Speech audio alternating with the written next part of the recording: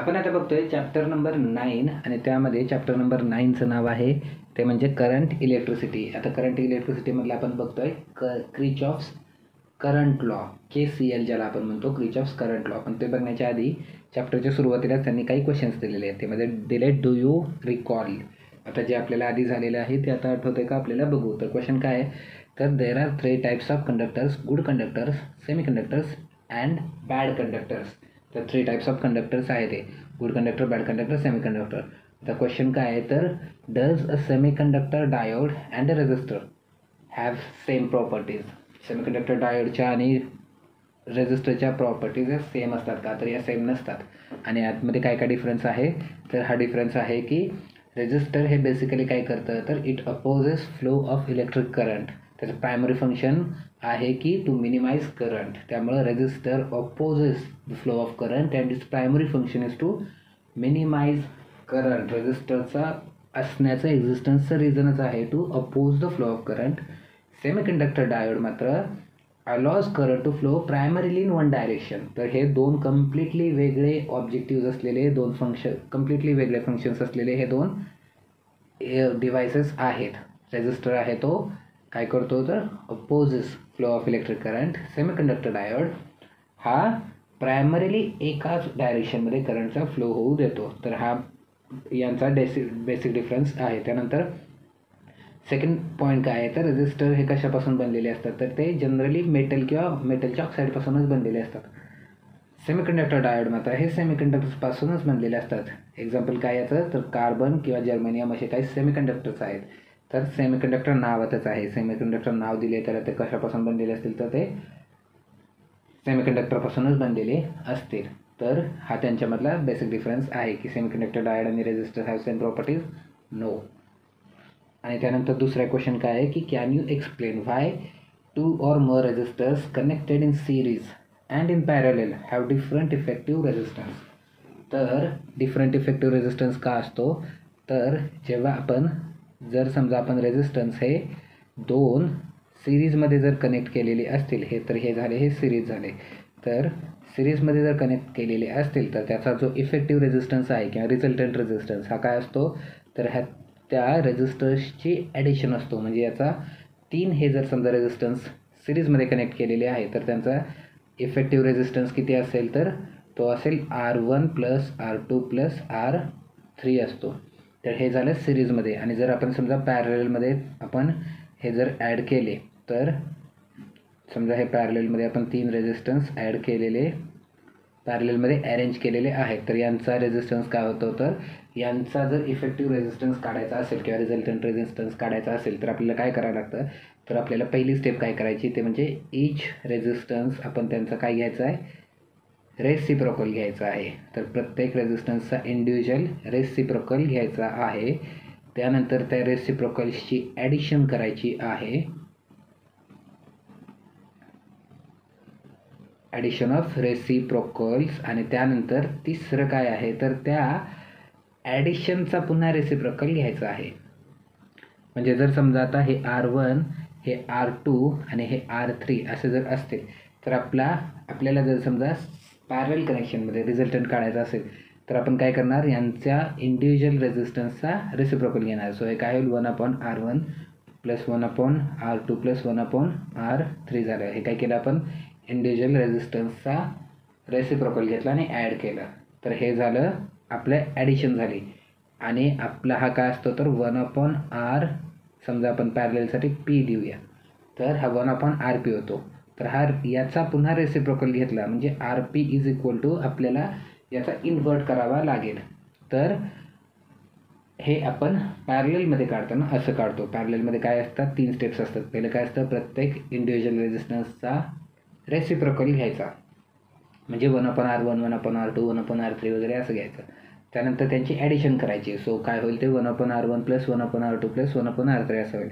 आणि ती जी काय ॲडिशन होईल त्याचा पुन्हा आपण रेसिप्रोकल घ्यायचा असतो.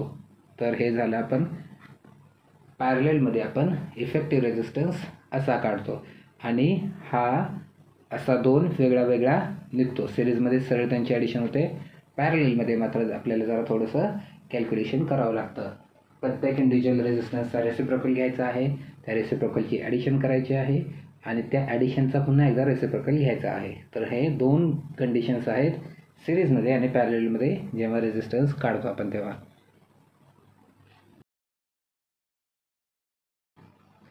आणि आता आपण बघू तो म्हणजे क्रिचॉफ्स करंट लॉ, ज्याला आपण क्रिचॉफ्सचा फर्स्ट लॉ असं पण म्हणतो किंवा क्रिचॉफ्स जंक्शन लॉ असं पण म्हणतो. सो याचे अल्टरनेट नावं काय, तर फर्स्ट लॉ किंवा जंक्शन लॉ किंवा क्रिचॉफ्स करंट लॉ KCL असं पण म्हणतात. तर सेम 3ही नावं याचीच आहेत. आणि हे आपण काय आहे याच्या आधी आपल्याला या 3 डेफिनेशन्स बघणं गरजेचं आहे. तर पहिली डेफिनेशन काय, जंक्शन, कारण याला जंक्शन लॉ असं पण म्हणतात. तर जंक्शन म्हणजे काय असतं, तर जंक्शन म्हणजे असं असतं की हे जे डेफिनेशन आहे की any point in electric circuit वर 2 or more conductors are join together is called as junction. म्हणजे जर समजा आपला हा रेझिस्टन्स आहे आणि हा रेझिस्टन्स आहे, हे 2 वेगळे वेगळे रेझिस्टन्स आहेत आणि हे या पॉईंटला हे कनेक्ट केलेले आहेत, हे रेडमध्ये करतो, या पॉईंटला हे कनेक्ट झालेले आहेत. सो हा काय झाला आपला जंक्शन. किंवा इथं हा रेझिस्टर आहे आणि हाही इकडं आपला बॅटरी आहे, तर या पॉईंटला आपण काय म्हणू, जंक्शन म्हणू. सो हे काय झाले, जंक्शन झाले. जंक्शन काय असतं, any 2 point in electric circuit where 2 or more conductors are join together is called as junction. त्यानंतर पुढची डेफिनेशन काय आहे, तर लूप. लूप काय असतं, any closed conducting path in an electric circuit is called as loop. आता हे loop काय आहे, तर जर समजा आपण हा एक पॉईंट पकडला आणि त्याच्यापासून आपण हा क्लोज असलेला आपल्याला एक बघावा लागतो. म्हणजे हा जर समजा क्लोज आहे असं आपण जर बघितलं तर हा झाला लूप. लूपमध्ये अजून एक गोष्ट काय आहे की आता स्टार्टिंग पॉईंट हा त्याचा एंड पॉईंट पण असला पाहिजे आहे. म्हणजे तो झाला, त्या कंडिशनमध्ये आपण त्याला म्हणू की तो क्लोज झाला. स्टार्टिंग पॉईंटच आपला एंड पॉईंट पण आहे. म्हणजे जर इथं समजा आपण नाव दिली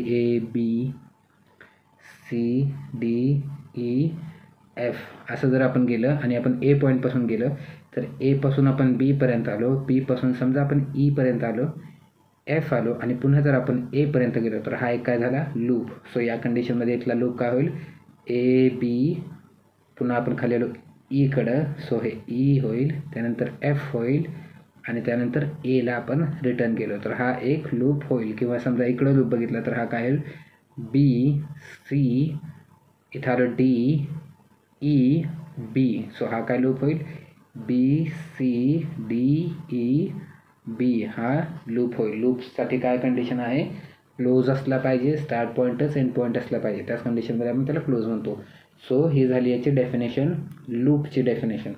आणि तिसरं काय आहे, तर तिसरं आहे ब्रँच. ब्रँच काय असते, तर जे काही जंक्शन्स आहेत आपले, समजा हा जंक्शन आहे तर ह्या जंक्शनमधला 2 जंक्शनमधला कुठलाही पार्ट म्हणजे आपण त्याला म्हणतो ब्रँच. सो याची डेफिनेशन काय, a branch is any part that on the network that lies between 2 junctions. 2 जंक्शन्समधला कुठलाही पार्ट म्हणजे आपण त्याला काय म्हणतो,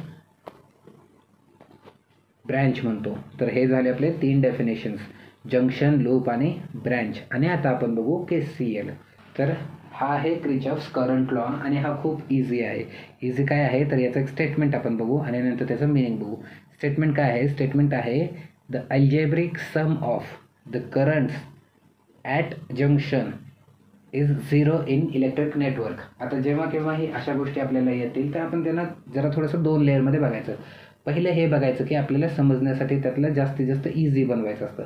आणि दुसरं हे की मग त्याचं टेक्निकल डेफिनेशन्स आणि मग सायंटिफिक अँगल त्याचे ते बघायचं असतं. तर आपण आता समजण्यासाठी याचं बघू की समजण्यासाठी याचं एक्सप्लेनेशन काय आहे.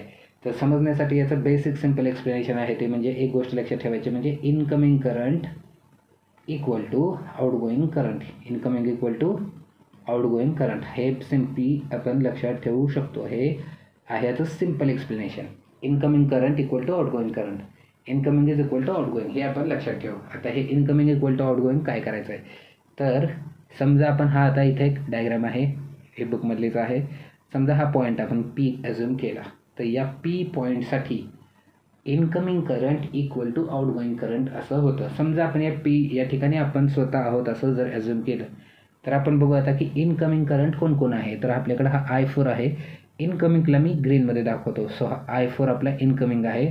त्यानंतर हा I3 पण हा पण ग्रीनमध्ये आहे. I2 हा इनकमिंग नाही आहे, आपण P पासून आपल्यापासून हा अवे चालला आहे, सो हा आउटगोईंग आहे. हा I1 आहे, हा इनकमिंग आहे. I6 आहे, हा पण आउटगोईंग आहे I5 आहे, हा पण आउटगोईंग आहे. तो आपण 3 कमिंग हे इनकमिंग आहे, 3 करंट इनकमिंग करंट आहेत असं पण म्हटलं. आणि आता आपण बघू आउटगोईंग करंट. सो हा I5 हा करंट आउटगोईंग आहे, I6 हा पण करंट आउटगोईंग आहे, आउटगोईंग पण रेडमध्ये दाखवलेले आहेत, आणि हा I2 पण आउटगोईंग आहे. सो आपण काय केलं की P या पॉईंटला आपण स्वतः आहोत असं ॲझ्युम केलं आणि आपण बघितलं की इनकमिंग करंट कोणते आहेत आणि आउटगोईंग करंट कुठले आहेत. तर आता 3 आपले इनकमिंग मिळाले आणि 3 आउटगोईंग करंट मिळाले. आपलं स्टेटमेंट काय सांगतंय, आपण बेसिकली काय म्हटलं की incoming current equal to outgoing current आहे असं आपण म्हटलं. आता आपण बघू की इनकमिंग करंट यातले कोण कोण आहेत. तर इनकमिंग करंट कोण आहेत, I4, इनकमिंगला आपण ग्रीनमध्येच लिहूया I4. त्यानंतर आपलं कोण आहे I3 आणि I1 हे आपले इनकमिंग करंट आहेत. तर आपण हे इनकमिंगची ॲडिशन केली समजा, तर इनकमिंग करंट इक्वल टू आता आउटगोईंग करंट आपण बघू. आउटगोईंग करंट कोण आहे I5 plus I6 plus I2. तर हे झालं आपलं, हे आहे क्रिचॉफ्सचा करंट लॉ की incoming current equal to outgoing current असतं. हे क्रिचॉफ्स लॉ आहे. सिम्पल आपण हेच लक्षात ठेवायचं आहे की incoming current equal to outgoing current. तर आता आपण इथं एक गोष्ट बघू, ती म्हणजे साइन कन्व्हेन्शन. साइन कन्व्हेन्शन काय आहे, तर current arriving at junction are considered positive and current leaving the junctions are considered as negative. तर जर समजा आपण हे P या पॉईंटला आहे, तर जे करंट इनकमिंग करंट आहे ते आपण पॉझिटिव्ह आहेत असं म्हणायचं आहे, आणि जे करंट आउटगोईंग आहे ते निगेटिव्ह आहेत. सो आपण पुन्हा आता हे आपण ॲडजस्ट करू की इनकमिंग करंटला आपण पॉझिटिव्ह म्हणू. सो इनकमिंग I4 आहे प्लस I3 आहे प्लस I1 आहे. त्यानंतर आउटगोईंग करंटला आपण निगेटिव्ह म्हणू आणि ते आपण रेडमध्ये लिहू. तर आउटगोईंग करंट कोण आहे आणि आता ते मायनस आहे असं गृहीत धरायचं आहे. सो I5 मायनस झाला, पुन्हा I6 हा पण मायनस झाला, आणि I2 हा पण आउटगोईंग आहे, सो हा पण मायनस झाला. आणि हे झालं आपलं, आपण हे साइन कन्व्हेन्शन्स लावून पॉझिटिव्ह करंट आणि निगेटिव्ह करंट असं केलं. आता आपण बघू पुन्हा स्टेटमेंट. स्टेटमेंट काय, the algebraic sum of currents at a junction. तर हे आपले करंट आहेत आणि यांची अल्जेब्रिक सम, म्हणजे अल्जेब्रिक सम का, तर जे आपण जसं पॉझिटिव्ह निगेटिव्ह असेल तसंच ते घ्यायचं आहे, इज इक्वल टू 0 आहे. तर अल्जेब्रिक सम म्हणजे ही, आणि हे काय आहे 0. सो ही आहे आपलं क्रिचॉफ्स करंट लॉ. आपल्याला हे सांगतो की I4 plus I3 plus I1 minus I5 minus I6 minus I2 equal to 0. म्हणजे आपल्याला क्रिचॉफ्स लॉ काय सांगतोय, तर जर समजा हा एक पॉईंट आहे किंवा ज्याला आपण नोड म्हणू किंवा समजा जंक्शन म्हणू, तर हा जंक्शनला जितके करंट याच्या जंक्शनपर्यंत पोहोचतील, जेवढे इनकमिंग होतील तेवढेच आउटगोईंग होतील. आणि हे आपल्या क्रिचॉफ्स लॉचं स्टेटमेंट आहे की incoming current equal to outgoing current. आणि आता आपण बघू याच्यासाठी काही एक्झाम्पल्स, आणि त्यासाठी आपण बघू एक बुकमधलंच एक्झाम्पल दिलेलं आहे. आणि बुकमध्ये एक्झाम्पल काय आहे, तर बुकमधलंच एक्झाम्पल आपण घेऊया. त्यानंतर आपण जरा प्रॅक्टिससाठी पण अजून काही एक्झाम्पल घेऊया. तर बुकमध्ये काय केलं आहे, तर बुकमध्ये हे 2 करंटच्या ब्रँचेस दाखवलेल्या आहेत आणि हा पॉईंट O दाखवलेला आहे, आणि त्यांनी काय केलं आहे, तर हा 17 एम्पियरचा हा करंट आपल्याला दाखवलेला आहे. त्यानंतर इकडं त्यांनी 9 एम्पियरचा करंट गेला असं विचारलेलं आहे, आणि X इक्वल टू यांनी लिहिलं आहे की I6 असं लिहिलेलं आहे, आणि हा करंट इकडं गेलेला आहे. त्यानंतर 3 एम्पियरचा करंट इकडं गेलेला आहे, आणि हा पुन्हा 2 एम्पियरचा करंट याच्याकडं आलेला आहे. सो आता आपल्याला विचारलं आहे की X इक्वल टू काय असेल. तर आता आपण आपल्या इथं अप्लाय करू क्रिचॉफ्सचा करंट लॉ. आपण पहिल्यांदा ह्या पॉईंटसाठी बघू. ह्या पॉईंटसाठी आपण या जंक्शनसाठी आपण क्रिचॉफ्सचा करंट लॉ अप्लाय करू. आता इथं काय होईल, इनकमिंग करंट किती आला 17 आला, आणि हा करंट काय आहे आउटगोईंग, सो हा काय होईल मायनस होईल. ओके, तर हा किती झाला, इथं 17 आला आणि 3 गेला, सो इथं किती आला 14 आला. आता 14 आला, त्यानंतर आपण या पॉईंटला आता पुन्हा क्रिचॉफ्स करंट लॉ अप्लाय करू. आता इथं काय झालं, इथं आला 2 एम्पियरचा करंट ॲडिशनली मिळाला तर हा 14 या पॉईंटसाठी इनकमिंग किती झाला, हा 14 इनकमिंग झाला आणि हा 2 हा पण इनकमिंग झाला. मग हा काय होईल 14 + 2 इक्वल टू होईल हा 16 एम्पियर. सो हा 16 एम्पियर करंट इथं येईल. आता 16 एम्पियर करंट झाल्यानंतर आपण आता या पॉईंटला आपण पुन्हा किर्चॉफ्स करंट लॉ अप्लाय करू आणि या पॉईंटला इनकमिंग करंट किती आहे 16 एम्पियर आहे. आता यापासून हा 9 एम्पियर इकडं आहे आणि हा काय आहे आउटगोईंग आहे. सो हा काय झाला 16 आणि हा काय होईल -9 होईल. आउटगोईंग करंट मायनस घेतला आपण तर हा किती होईल मग इकडं आलेला तर हा होईल 16 - 9 आणि हा किती होतो 7 एम्पियर. सो एक्स काय होईल आपला 7 एम्पियर होतो. आणि हे आपण किर्चॉफ्स करंट लॉ इथं अप्लाय करून हे सॉल्व केलेलं आहे. जर समजा आपण अजून असे काही एक्झाम्पल बघितले तर समजा आपण हे काही एक्झाम्पल्स रँडमली तयार करू. समजा आपण इकडून करंट गेला आपला 20 एम्पियर गेला, त्यानंतर आउटगोईंग केला 7 एम्पियर, त्यानंतर आपण इनकमिंग करंट देऊ 5 एम्पियर, त्यानंतर पुन्हा आउटगोईंग करंट देऊ 3 एम्पियर आणि इकडं क्वेश्चन मार्क करू आणि हे एक रँडमली एक्झाम्पल तयार केलेलं आहे. सो आपण आता बघू सॉल्व करायला. हे काय झालं तर आपल्याला आपण किर्चॉफ्स लॉ अप्लाय करू. पहिला पॉईंट कुठे येतो आपला पहिला हा जंक्शन येतोय. सो इथं काय झालं या जंक्शनसाठी हा 20 एम्पियरचा इनकमिंग आला आणि हा 7 एम्पियर आउटगोईंग झाला. सो या पॉईंटपासून इथं किती येईल करंट हा 20 - 7 हा किती येईल 13 एम्पियर होईल. 13 एम्पियर त्यानंतर आपण कुठं अप्लाय करू इथं अप्लाय करू. इथं काय होईल तर 5 एम्पियरचा करंट इनकमिंग आहे आणि इकडून 13चा इनकमिंग आहे म्हणजे दोन्ही इनकमिंग आहे. दोन्ही इनकमिंग असतील तर काय होईल ॲडिशन होईल आणि किती होईल मग हा 13 + 5 हा किती होईल 18 एम्पियर होईल. आता 18 एम्पियर नंतर आपण या पॉईंटला जर KCL अप्लाय केला तर या पॉईंटला 18 एम्पियर इनकमिंग आहे, आउटगोईंग किती आहे 3 एम्पियर आहे. सो इथं काय झालं 3 गेला 18मधून. सो इकडे किती आलं 15 एम्पियर करंट आला. सो या ब्रँचमध्ये करंट किती आला 15 एम्पियर आला. सो हे झालं आपण एक एक्झाम्पल पण बघितलं KCLचं. KCL हा फक्त साईन कन्व्हेन्शन आपल्याला लक्षात ठेवावं लागतं की इनकमिंग करंट इक्वल हा पॉझिटिव्ह अझूम करायचा, आउटगोईंग करंट निगेटिव्ह अझूम करायचा आणि स्टेटमेंट काय सांगतं की incoming current equal to outgoing current. तर हा झाला आपला KCL ज्याला आपण काय म्हणतो किर्चॉफ्स करंट लॉ किंवा याला अजून 2 नावं आहेत. कुठले नाव आहेत किर्चॉफ्स जंक्शन लॉ आणि किर्चॉफ्स फर्स्ट लॉ ही 2 नावं आहेत. आता याच्यावरच अजून एक पुढचा लॉ आहे किर्चॉफ्सचा सेकंड लॉ ज्याला आपण काय म्हणतो किर्चॉफ्स व्होल्टेज लॉ. तर आपण पुढं बघू किर्चॉफ्स व्होल्टेज लॉ.